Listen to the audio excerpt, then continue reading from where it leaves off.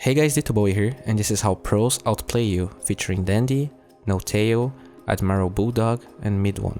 Well, before I start talking about Bulldog's safe lane lone Druid, I want to tell you all that I will make a full guide on how to play the hero, so don't worry too much about it. This first clip is pretty simple. After finishing Midas, he goes to the large camp to use it and gets ganked. This is all about assessing the situation and having a good mindset. Phoenix and Earth Spirit go on him, while he has vision of CK and Amber in their respective lanes. As he runs away, as you always should, he starts auto-attacking the weakest hero to kill in that fight. Phoenix has pretty much zero armor, so she is the one. See how he clicks on Phoenix immediately as he runs away? Look at his debuffs right after Phoenix is coming back. He will take some damage because of Phoenix, but they used all their spells. Phoenix can't run away anymore because she used dive, so I mean he's not going to die because of Earth Spirit right clicks. He doesn't need to run away, and by going back, his bear has enough range to keep attacking, securing the kill. Nyx was very dumb stunning Phoenix, since she already committed the dive, there was no need for it. They would get another one if he was thinking ahead. Just one quick note, since the new lone Druid build is focused on attacking with your normal hero, pay attention how he gets 1 point in Savage Roar at level 6 instead of ult. The skill is great against ganks, can cancel Phoenix dive, TPs, and also helps you get kills. In this fight I would like to quote Admiral's Bulldog tips on how to chase with your bear. He has an amazing guide on how to play the hero that unfortunately is outdated due to a multitude of changes the hero had. This part specifically though is still very relevant. The bear has a lot of move speed but huge backswing on his attacks, so let's see what he has to say about dealing with that. Give boss item boots. Alright, so the most important thing when you play lone Druid is that you control your bear, because you have to cancel backswing.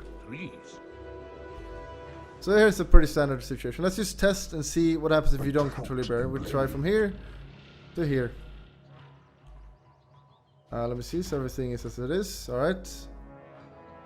Yes.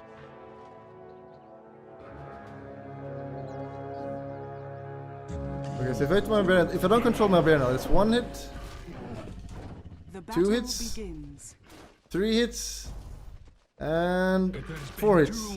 In that instance, you hit the hero 4 hits, which is not very good. So it's very important that you control your bear to get extra hits, and extra hits equal more entangles. So if you just do that again, and I control the bear this time, 2, 3, 4, 5, 6. So I hit 50% more attacks, because I'm controlling my bear when I'm chasing. And it's very important that you control your bear, not your hero. You need to stop the backswing to get more hits. In this clip, Radiant goes on Winter Wyvern, and the obvious choice is attacking the egg. I would like to see him sending the bear to attack Earth Spirit since the bear doesn't do damage to the egg, but this is not relevant here. What I want to point out is how he chases Earth Spirit afterwards. If you pay attention to his clicking patterns, you can see that he is microing his bear and not his hero. Lone Druid is just following Earth Spirit, while Bulldog tries his best to cancel the bear's backswing. And even though he doesn't proc entangles here, this is the way you should play the hero in 1 vs 1 chases. This is another pretty nice play from him. As they chase Chaos Knight, he is forced to ult. When CK uses Reality Rift on him, not only using Savage Roar allows him to deny the damage from CK, he will walk back towards the bear, allowing them to keep attacking, and even though Nyx made all the possible efforts to block the bear, they secured the kill. A few seconds later, the Radiant hero is gone on them again, and I want to point out a minor thing he does here that in my opinion, even though it doesn't directly help the fight, it could make a difference if Radiant was there a few seconds earlier. He gets the Boots of Elfskin in the side shop, meaning that he has a part of the bonuses from that 2k gold item he bought, whereas if he bought everything from the base and someone went on him, his effective net worth would be way less than it shows in the charts. Anyways, the first part of this clip is him cancelling dive with Savage Roar, not allowing Phoenix to follow up with the egg right away. When he gets glimpsed, pay attention how he hovers his hero to the extreme side of the kinetic field while he micros the bear on Phoenix. The thing about this clip is that if Phoenix was able to commit egg right after using Fire Spirits, it would be pretty hard for Bulldog to kill the egg. Since he bought enough time, when Phoenix goes on him, the skill is over. The bear microing on Phoenix kinda forces her to ult, and Bulldog can easily destroy a level 1 egg alone. This Dendi game is more about counter-picking than anything else in my opinion. I don't have access to the draft, but Faceless Void is not a common pick at all this patch, but at the same time it is very decent against most of the heroes in the enemy team, so I strongly feel like he 4th or less picked it. Anyways, When people think about Void and Weaver matchup, they usually feel like it's Void favored since Chronosphere allows you to focus Weaver without she being able to use time-lapse, which is great. An extra bonus is the fact that you get vision of her because of Chrono's True Sight. But that's not the only reason why the matchup is Void favored. I will go further into that, just wait a little bit. Dendi is farming the lane when he sees Weaver diving his allies very aggressively. Our boy has ult, mana, TP already, but he doesn't go right away. In fact, he waits quite a bit. The thing about Void is that yeah, in the late game he can explode Weaver during the chrono duration, but right now it's not that easy, especially considering Ogre is low on mana and Tekis is not level 6 yet.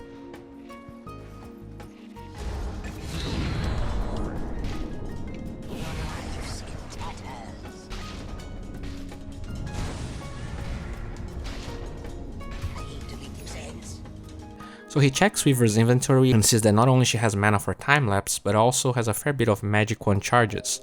The best play here is wait to see if she's going to pop the ult first. When it gets clear that she will be forced to do so, then the TP's in, he baits Weaver to go in for Tekis, allowing him to use Chrono. As he chases Weaver down, we see the real reason, at least in my opinion, why Void is good against Weaver and pretty much every enemy hero. Time Dilation. Time Dilation slows heroes for 10% by each skill they have on cooldown and adds extra seconds of cooldown based on the level of the skill. This guarantees that Dendi can kill Weaver even after Chrono ended. And you might be wondering, well yeah, Time Dilation works fine against Weaver, but I don't think Dawn will pick at Void to counterpick the enemy.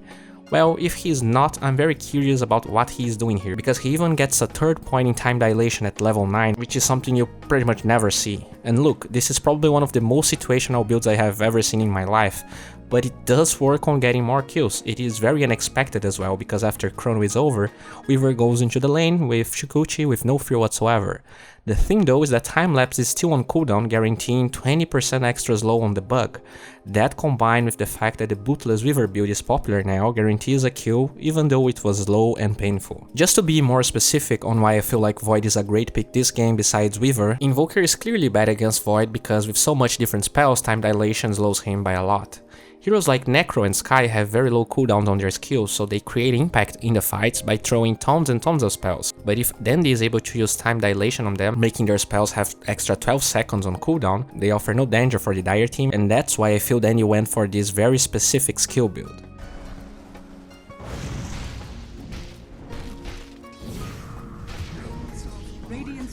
Okay, so before I start talking about this MidOne clip, I feel like I need to bring this up. We can't be silent. Pay attention how ruthless and mean Puppey is. Not only he steals his beloved teammate Ruin, but he's clearly out of control, he just wants to fight.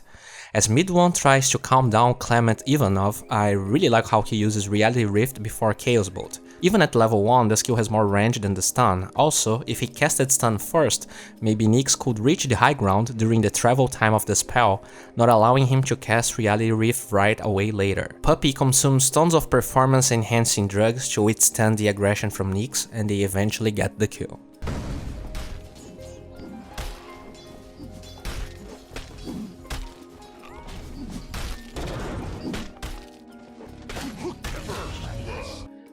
Just a little bit after, the Estonian boy wants to keep fighting.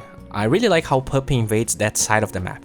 See how he waits the creep to die before going in, making sure not a glimpse of vision was given to Nyx. As he infiltrates the backlines, we see how MidOne thread switches beforehand to see if he can get mana for Chaos Bolt. And that's pretty cool. When he's sure about it, they dive him. It was clear that he was going to be stunned, but the only thing they need is Puppey applying Rod on him.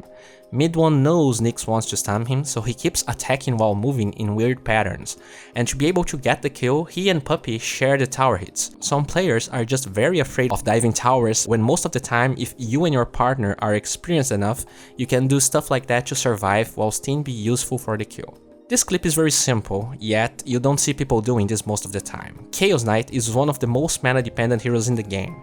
Pay attention how he thread switches before even TPing to save mana. He forces Spiked Carapace, and pay attention how MidOne keeps moving, as we saw in the last clip. Nyx is on the bottom of the turn rate of the Dota heroes, and that makes Nyx struggle to land the stun. That buys times for TA to come. Another thread switch to cast Chaos Bolt, and they get Invoker.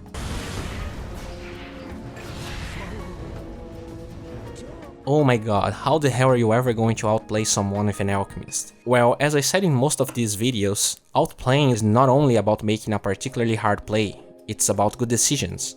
In this game, N0tail is playing safe lane Alchemist with a tri-lane. This means that he won't get a lot of experience from the lane, and having that level 9 with Max Acid and Grievous Grid is what really ramps up an Alchemist farm. In the last patch, you could leave the lane at any time to get a stack and start farming the jungle if you felt that you were not getting a good level progression in your lane.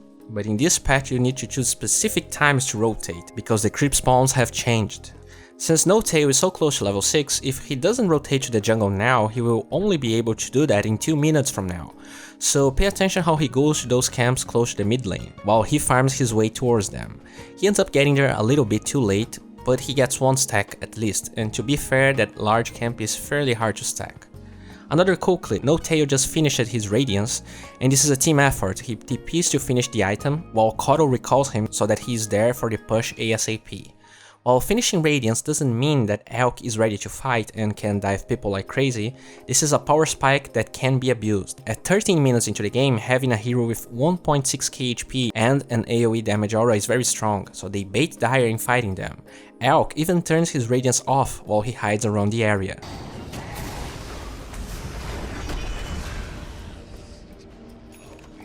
As his team finishes the tower, N0tail makes a great rune rotation with Kotl helping him. He gets 3 bounty runes in less than 30 seconds.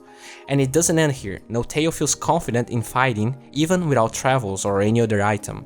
One thing people sometimes forget to understand is how their timing interacts with your enemy's timings. So let's say you get an 18-minute Radiance. This is not a bad timing, but this play would be very dumb in that case, because that means you're very far behind in where you want to be. Now 13-minute Radiance with Armlet in this patch is pretty damn good, and because of that he feels confident going in like that, and obviously they win the fight. Before I finish this video, I would like to thank everyone for supporting me and my channel. As most of you know, the greatest bottleneck in making my videos is finding meaningful replays and fights to dissect for you. At the same time, I always felt that my Patreon rewards were underwhelming and were not giving my supporters anything in return. I want to change that, and as of now, if you want to help me make better videos, you can be my Patreon there, you can share a replay or a particular fight you liked with me. What's in there for you? Well, if I ever use a suggestion you sent me, you will be participating in a monthly raffle. The winner gets a replay of their choice analyzed by me. You can choose exactly what you want me to focus on and whether the video gets uploaded on YouTube or not. All the Patreon users will have access to the video as well, so that's cool. Well, this wraps up for today. If you enjoyed this video, please guys give it a thumbs up, it helps a lot. If you want to see the extended version of this video, please check the link in the description, and I can't overstate how this video would never be possible without the huge help from the Pugna guide, so please show them some love. Pugna is a platform where you can learn from people like Chessie, Fogged, Slasher, Monib, and get better at the game. They have now great content on 7.0.0, and if you want to raise your MMR, it's a great time. Just figure out the patch faster than others and get those easy wins. And of course, if you enjoy this content, please subscribe to my channel and let's keep learning together. Sky is pretty much dead, and only when Mirana shows up, he feels like the ult is worth being spent. I also want to point out how Sumail blinks using Scream and also right clicking right away. I feel like with heroes like Storm, players are sometimes too focused in casting skills and they forget about attacking as soon as they blink. This gets very obvious when you're blinking among a lot of creeps or heroes and you see your hero auto-attacking some random unit instead of the one you wanted to focus. As Sumail blinks